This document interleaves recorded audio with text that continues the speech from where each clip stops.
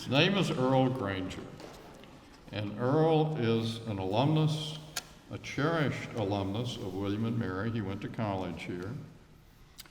After working elsewhere for a while, he came back to his alma mater and became the head of our admissions and financial aid group, a very, very important group here because it recruits and selects from far more applicants than we can admit, our undergraduates, and it sees to providing financial aid to those who need aid. Now Earl is the number 2 officer in our advancement empire. What does our advancement empire do?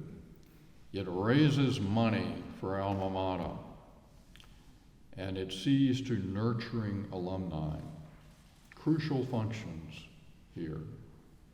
So Earl is a very important person, and he has been a really seminal force in William & Mary's efforts to diversify its student body, to ensure that everyone feels welcome and is welcome, and to bring our African American alumni back into the fold.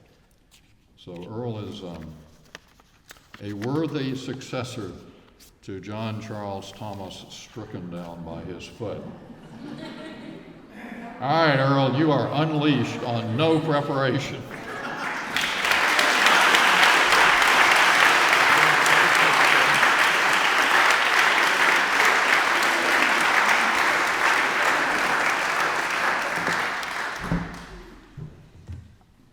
First of all, good afternoon.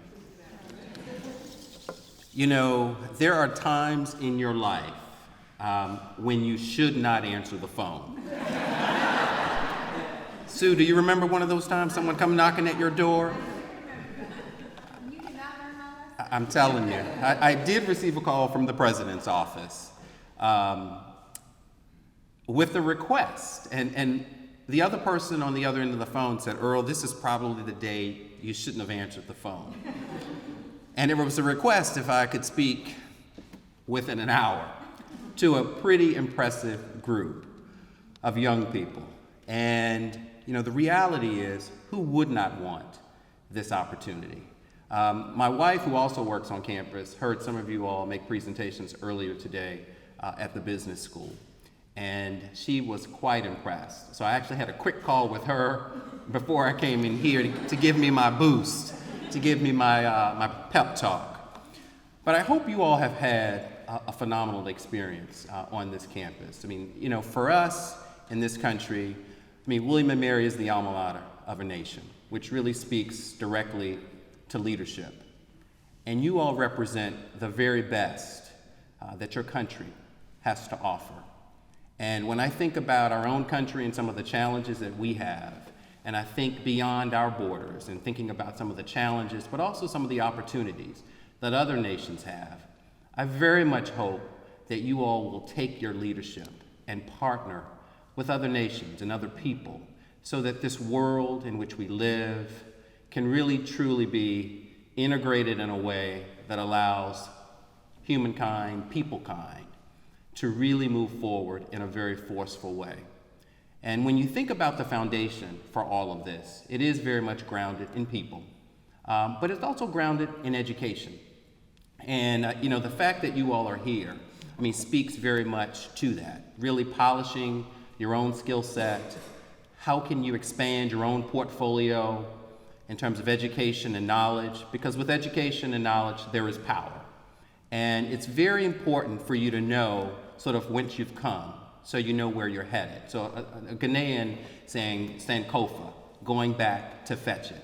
And I think I really take that to heart, in that as you look back and reflect, and as you think about previous generations, it's very important to know what came before us. Over the weekend, we took my daughter to a program, and I won't mention the name of the school, but it's in Princeton, New Jersey, and she will be there for 2 weeks. Our president actually attended the other school that I'm referencing, but she's at a 2-week summer program that's focused on leadership development for young African American women and women of color.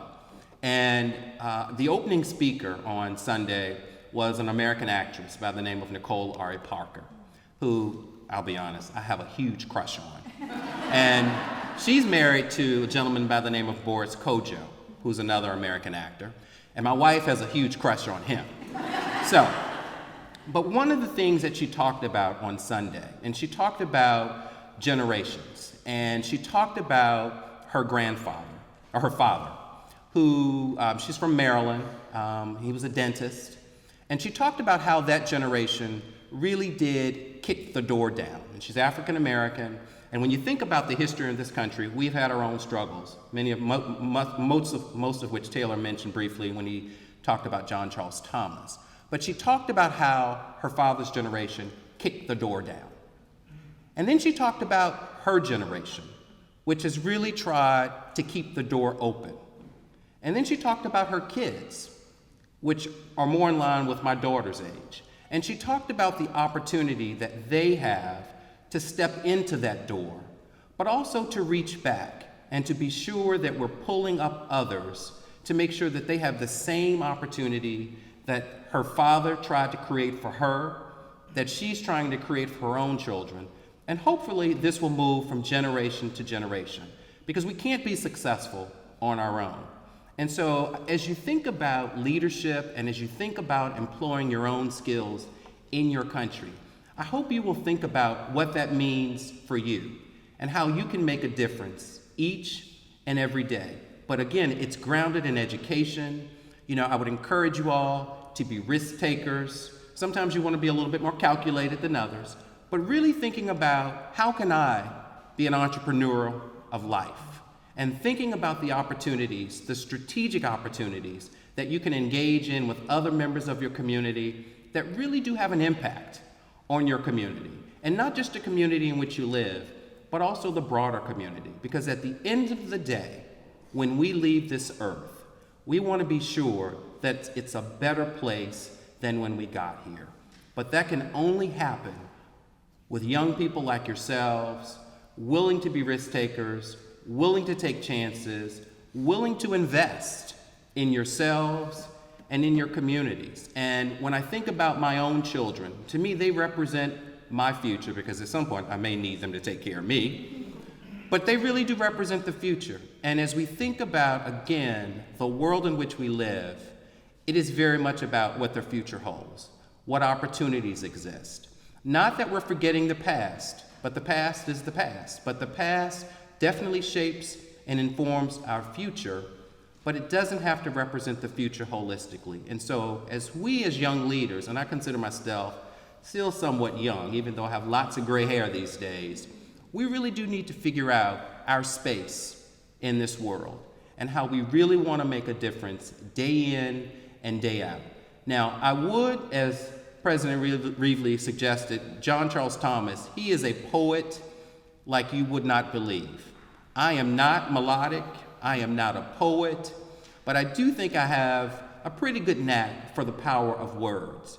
And so as you think about your time here in the States, and as you think about the impact that you can have as you go back home, I really do hope you will take a small portion of William and Mary with you. And I hope you will take a small portion of each of the experiences that you've had while you've been in the States and take that back home and spread the word. And so I bid you farewell, but I bid you much luck and much success. The world is dependent upon you. Thank you.